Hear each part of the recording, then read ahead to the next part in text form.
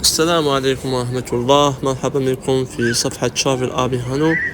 سوف نخصص هذا الفيديو للجزء الثاني نحو سفريتنا نحو بريطانيا، بحيث بعد ما وصلنا إلى مدينة إدنبرا ومكثنا فيها حوالي 3 أيام، قمنا بشد الرحال نحو مدينة غلاسكو، بحيث أن تذكرة الباص كلفتنا من مدينة إدنبرا نحو غلاسكو حوالي 12 باوند للشخص الواحد، بحيث أن المسافة المتواجدة بين المدينتين هي حوالي 47 كيلومتر، يعني حوالي ساعة وربع من الزمن.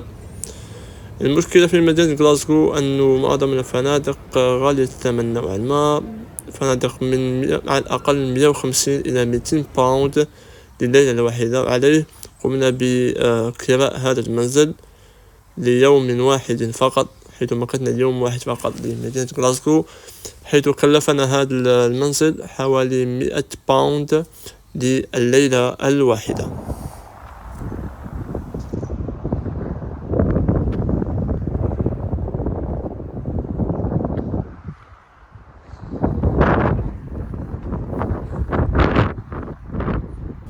بعدها أخذنا الباص أو الحافلة من هذا المكان إلى وسط المدينة، بحيث أن الباص تيكت أو تذكرة الباص 3 باوند أو 3 باوند للشخص الواحد ذهاب فقط.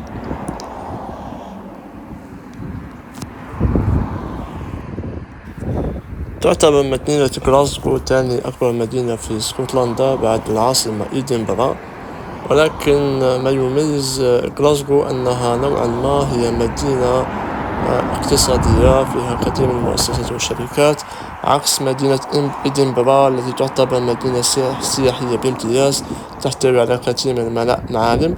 وعليه قمنا فقط بالمكوث ليلة واحدة في مدينة غلاسكو لنرتاح فقط، ثم نشد الرحال إلى مدينة أخرى إن شاء الله.